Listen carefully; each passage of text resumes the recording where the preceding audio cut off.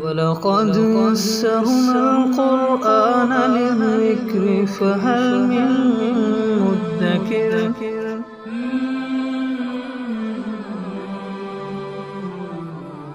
آیت نمبر 219۔ اعوذ باللہ من الشیطان الرجیم، بسم اللہ الرحمن الرحیم۔ یسألونک عن الخمر والمیسر قل فیہما اثم کبیر ومنافع للناس وَإِثْمُهُمَا أَكْبَرُ مِن نَفْعِهِمَا۔ اور وہ آپ سے شراب اور جوئے کے بارے میں پوچھتے ہیں، آپ فرما دیجئے کہ ان دونوں کے اندر بڑا گناہ ہے اور لوگوں کے لیے چند نفع بھی ہیں، اور ان دونوں کا گناہ ان دونوں کے نفع سے بہت بڑا ہوا ہے۔ اس کے اوپر اس سے پہلے بھی ہم نے گفتگو کی تھی کہ یہ ابتدائی آیت تھی جس کے اندر شراب اور جوئے کے بارے میں مسلمانوں کو متنبہ کیا گیا۔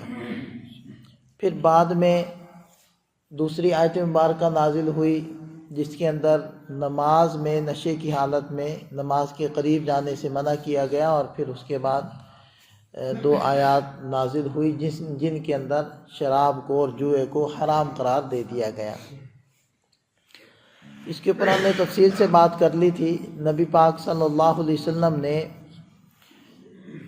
10 لوگوں کے اوپر لعنت فرمائی ہے، اور وہ 10 کے 10 ایسے ہیں کہ جو کسی نہ کسی طریقے سے شراب کے آنے پہنچنے پینے کے اندر واسطہ اور سبب بننے والے، لہذا اس کے اندر اس کو بھی شامل فرمایا جو کسی پھل کو اس کا جوس نچوڑ رہا ہے شراب بنانے کی غرض سے، جو بنا رہا ہے اس کو بھی شامل کیا، جو خرید رہا ہے، جو وہاں تک پہنچا رہا ہے، جو بیچ رہا ہے، جو پی رہا ہے، پلا رہا ہے، ان سب کے اوپر آپ صلی اللہ علیہ وسلم نے لعنت فرمائی۔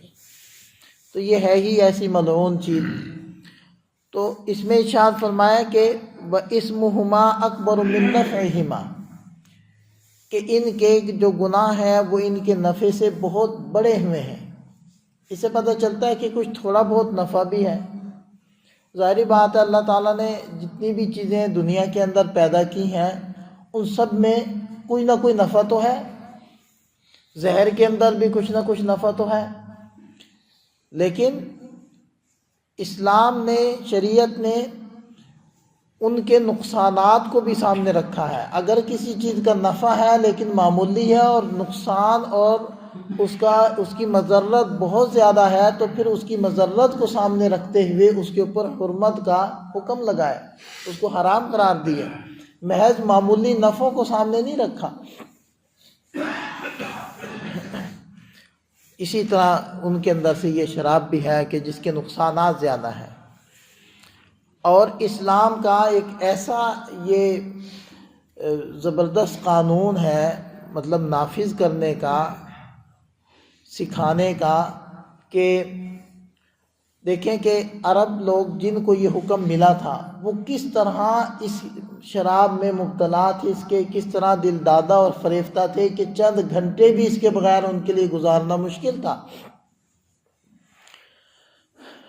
لیکن جب اسلام نے حکم دیا حرام ہونے کا، تو پھر یک لخت ان حضرات نے اس سے ہاتھ ایسے پیچھے کھینچا گویا کہ انہوں نے کبھی اس کو استعمال ہی نہیں کیا تھا۔ یعنی برسوں کے عادی لوگ ایک حکم سے کیسے بالکل بدل گئے، کیا ان حضرات کے اندر انقلاب پیدا ہو گیا کہ بالکل اس کو ہاتھ لگانا چھوڑ دیا، اور اس قدر نفرت پیدا ہو گئی کہ اس کے برتن تک توڑ دیے۔ یہ نبی پاک صلی اللہ علیہ وسلم کا ایک اعجاز ہے۔ آپ علیہ السلام کے معجزات بے شمار ہیں، ان میں سے یہ بھی ایک معجزہ ہے کہ کیسے انہوں نے اس کو چھوڑا اور کیسے اپنے ماننے والوں کو چھڑوایا، کیسے ان کے اندر سے اس کی محبت نکالی۔ یا آپ یوں بھی کہہ لیں کہ یہ نبی پاک صلی اللہ علیہ وسلم کی تربیت کے اثرات تھے کہ ان حضرات نے سنتے ہی اس کو چھوڑ دی۔ اور اس کے مقابلے میں آپ دیکھیں کہ دنیا کیسے چلتی ہے، دنیا کیوں ناکام ہے ان چیزوں کے اندر۔ بہت عرصہ پہلے کی بات ہے کہ امریکہ کے اندر جو ماہرین صحت ہیں یا سماجی مصلحین ہیں، انہوں نے شراب کے مضرات اور نقصانات کو سامنے رکھتے ہوئے یہ حکومت کو مشورہ دیا کہ وہ شراب کے اوپر پابندی لگائے۔ تو حکومت وقت نے ان کی بات پر کان دھرتے ہوئے اس کے اوپر باقاعدہ پابندی لگا دی اور ممنوع قرار دے دیا۔ لیکن اخبارات بتاتے ہیں، اس زمانے کے حالات بتاتے ہیں کہ جب اس کے اوپر پابندی لگائی گئی، انہی پابندی کے دنوں کے اندر اس کا استعمال پہلے وقت سے زیادہ کیا گیا، اور ان لوگوں نے اپنے عمل سے ثابت کیا جو آج بھی دنیا میں تعلیم یافتہ اور ترقی یافتہ قوم کہلاتی ہے، اپنے آپ کو دعوے کرتے ہیں، حالانکہ جس ترقی کو وہ ترقی کہتے ہیں وہ اصل میں تنزلی ہے، وہ اصل میں انسانیت کا جنازہ ہے، وہ ترقی نہیں ہے۔ تو بہرحال جو وہ دعوے کرتے ہیں ترقی یافتہ قوم، تو دنیا نے دیکھا کہ انہوں نے کیسے اس حکم کو پامال کیا، اس کی دھجیاں اڑائیں، اور وہ بری طرح ناکام ہوئے۔ آخر کار حکومت کو مجبور ہو کر اپنا وہ حکم نامہ واپس لینا پڑا اور اس کو منسوخ کرنا پڑا اور اس کی اجازت دینی پڑی۔ لیکن قربان جائیں حضرات صحابہ کرام کے اوپر کہ کیسے انہوں نے ایک عادت کو یک لخت چھوڑا۔ اور اس کے دیکھیں نقصانات، بظاہر کچھ نفع بھی ہیں۔ بظاہر نفع یہ ہے کہ اس کے پینے سے انسان کے خون میں ایک تیزی آتی ہے، جس کی وجہ سے اس کو تھوڑی سی طاقت محسوس ہوتی ہے وقتی طور پر کچھ رنگ بھی صاف ہو جاتا ہے۔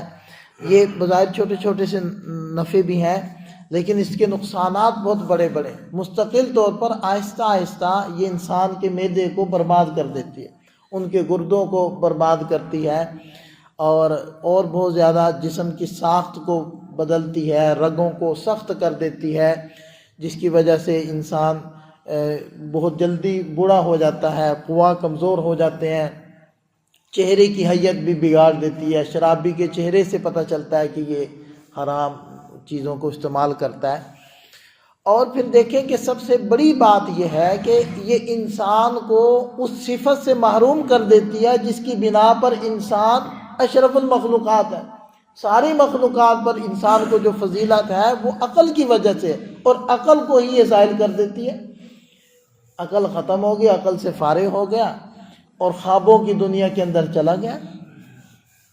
اب دیکھ لیں کہ جو انسان خوابوں کی دنیا میں رہتا ہے اس کا کیا حال ہوگا، اور اس نشے کی حالت میں وہ بڑے بڑے نقصانات کر بیٹھتا ہے، بڑے بڑے گناہوں میں مبتلا ہو جاتا ہے، اور بڑے بڑے اپنے راز اگل دیتا ہے، کیونکہ عقل تو ٹھکانے پر ہے نہیں۔ تو یہ ان کے بڑے بڑے نقصانات ہیں۔ اور اسی طرح آگے فرمایا والمیسر، میسر کے اندر بھی بظاہر چند چھوٹے چھوٹے نفع ہیں لیکن بڑے بڑے نقصانات چھپے ہیں۔ میسر کا معنی ہوتا ہے تقسیم کرنا۔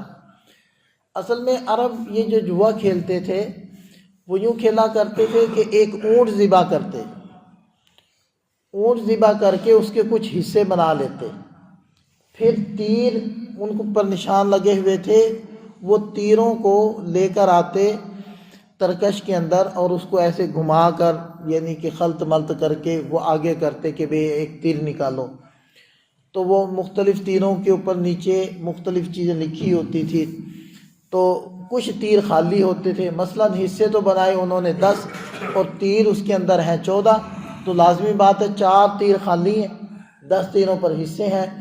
تو جن کے تیر خالی ہوتے تھے ان کے ذمے ہوتا تھا کہ وہ ساری اونٹ کی قیمت ادا کریں، اور جن کے حصے نکلتے تھے ان کے حصے نکل آتے تھے، پھر وہ سارے گوشت کو فقراء میں تقسیم کر دیا کرتے تھے، اور وہ یہ کہتے تھے کہ جو ہمارے اس گیم کے اندر شریک نہیں ہوگا گویا کہ وہ کنجوس ہے، دیکھو ہم تو یہ سخاوت کر رہے ہیں۔ تو بظاہر یہ ایک چھوٹا سا نفع بھی ہے کہ جو فقراء کو گوشت مل رہا ہے، لیکن اس کے اندر نقصان یہ ہے کہ وہ ساری ذمہ داری ان لوگوں کے اوپر پڑ رہی ہے کہ جن کے تیر خالی۔ تو یہی جوئے کی اصل تعریف ہے۔ آپ ذہن میں رکھیں کہ کوئی بھی معاملہ ہو، کسی بھی معاملے میں اگر مال کا ملنا وہ کسی ایسی شرط کے اوپر موقوف ہو جائے جس کا وجود اور عدم مساوی ہو، وہ جوا ہے۔ ورنہ کوئی شرط لگا دی کہ ایسا اگر ہوگا تو تمہیں یہ پیسہ ملے گا، اگر ایسا نہیں ہوگا تو پھر تمہیں دینا پڑے گا، تو وہ ایک شرط لگا دی گئی۔ اب وہ شرط اگر ہوئی تو دوسرے کا بھی ملا، نہ پوری ہوئی تو اپنا بھی گیا۔ اب یہ جو جتنی بھی لاٹریاں ہیں، جتنے بھی اس قسم کے کام ہیں، وہ سب میں یہی ہوتا ہے کہ کر لو، پرچی نکال لو، یا تو تمہارے بھی گئے یا پھر دوسروں کے بھی تمہارے پاس آ گئی، یا نہیں بھی گئے، تمہارے نہ بھی گئے لیکن دوسروں کے مال کا ملنا وہ موقوف ہوگا اس شرط کے پوری ہونے پر۔ دوسروں کا ملے گا تب جب یہ شرط پوری ہوگی، نہیں ہوگی تو پھر دوسروں کا مال تمہیں نہیں ملے گا۔ تو یا تو تھوڑی سی دیر میں انسان بہت زیادہ مالدار ہو جائے گا، یا تھوڑی سی دیر کے بعد وہ حسرت اور افسوس کے اندر مبتلا ہو جائے گا۔ یہ میسر ہے۔ تو میسر اور جوئے کی جتنی بھی جدید یا قدیم صورتیں ہیں، سب صورتوں کا احاطہ قرآن نے کیا۔ اس کے اندر دیکھیں، یہ بھی انسان کو خوابوں کی دنیا کے اندر پہنچاتا ہے اور عمل سے بیکار کرتا ہے۔ اب ایک طریقہ یہ ہے کہ آپ دکان بنائیں، آپ یا کوئی چھوٹا سا کام شروع کریں، اس میں شروع میں تو حساب کتاب برابر ہی ہوگا، لیکن آہستہ آہستہ آپ کو نفع ہونا شروع ہوگا۔ یہ جو اصل اوریجنل اور صحیح طریقے سے امیر ہوتے ہیں نا، وہ ہمیشہ آہستہ آہستہ امیر ہوتے ہیں۔ اور جب آدمی آہستہ آہستہ امیر ہوتا ہے تو یہ مالداری اس کو برداشت بھی ہو جاتی ہے، سنبھالی بھی اس سے جاتی ہے، اور اس میں مضبوطی بھی اور پائیداری بھی ہوتی ہے۔ لیکن یہ جو اچانک سے امیر ہوتا ہے، ایک تو اس سے مالداری سنبھالی نہیں جاتی۔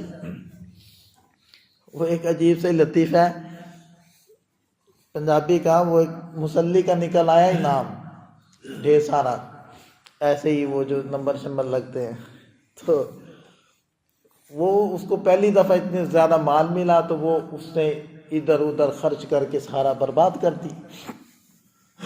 تو بندے اس کے پاس مبارکیں لے کر آنے والے تھے، تو وہ بیٹھے ہوئے تھے، تو ایک نے کہا کہ بھائی اللہ تیری باں بڑی نپی، پنجابی میں کہتے ہیں میری بازو پکڑ لی اللہ نے، اللہ تیری باں بڑی نپی ہے۔ اس نے کیا تو میری چھڑانیاں نہیں ویکھی ہیں؟ اللہ تو نپی ہے، تو میری چھڑانیاں نہیں ویکھی ہیں۔ وہ چھڑانی دیکھنے کا مطلب یہ تھا کہ میں نے کیسے سارا برباد کر دیا اور خرچ کر دیا۔ تو یہ جو اچانک سے مالداری ہوتی ہے نا، ناپائیدار ہوتی ہے اور یہ سنبھالنی نہیں جاتی، برداشت بھی نہیں ہوتی۔ تو بہرحال میسر کے اندر یہی ہوتا ہے۔ یہ بھی انسان جس کا ایک دفعہ ایسا چھکا لگ گیا، اب وہ دوبارہ انہی چھکوں کے انتظام میں اپنی ساری زندگی اور بقیہ جو پیسہ ہوتا ہے برباد کر دیتے کہ یوں ہی کا کوئی چھکا لگے گا، حالانکہ ایسا نہیں ہوتا پھر۔ تو یہی فرمایا کہ اسمہما اکبر من نفعہما۔ اب دیکھیں کہ جب ایک طبقہ وہ اسی چکر میں ہو اور وہ چھکے لگانے کا عادی ہو جائے، وہ محنت کا عادی نہ رہے، تو وہ ایک عضو معطل تو ہوا تھا، بلکہ عضو مضر بن جائے گا معاشرے کے لیے، کہ وہ ایسی سکیمیں بیٹھ کر سوچے گا کہ کسی طریقے سے لوگوں کا مال میرے پاس آئے۔ لہذا وہ ہر وقت اس کی سوچ و فکر یہی ہوگی کہ کوئی ایسا داؤ پیچ کھیلوں، کوئی ایسی گیم بناؤں کہ لوگ پھنسے، دھوکے میں آئے اور ان کا مال مجھ تک آئے۔ تو یہ ہے اسمہما اکبر من نفعہما، ان دونوں کا جو گناہ ہے، ان نقصانات ہیں، وہ ان کے نفع سے بہت زیادہ بڑے ہوئے ہیں۔ تو بہرحال ایک صرف فقہی ضابطہ میں عرض کرتا ہوں کہ فقہ میں ایک ضابطہ ہے کہ جلب منفعت سے دفع مضرت اولا ہوتی، کہ اگر ایک چیز کا کچھ نفع بھی ہوتا ہو لیکن اس کا نقصان بھی ہو، تو اس کے نقصان والی جو جہت ہے اس کو غلبہ دے کر اس کو منع کر دیا جاتا ہے اور وہ نقصان دہ چیز شمار کر لی جاتی ہے۔ وہ ضابطہ اسی آیت مبارکہ سے نکلا کہ بعض چیزوں کے نفع بھی ہوتے ہیں، کیونکہ اللہ تعالیٰ نے جو کچھ پیدا کیا اس میں نفع تو ہے، تو نفع بھی ہوتا ہے، لیکن دیکھا یہ جاتا ہے کہ اس کے نقصانات کتنے ہیں۔ تو نقصانات کے اوپر نظر رکھتے ہوئے بہت ساری چیزوں کے نفع کو نظر انداز کر دیا جاتا ہے، اور نقصان والے پہلو کو سامنے رکھتے ہوئے اسے بچنے کی تلقین کی جاتی ہے۔ اللہ تعالیٰ ہم سب کی حفاظت فرمائے۔ اللہم صلی علی سیدنا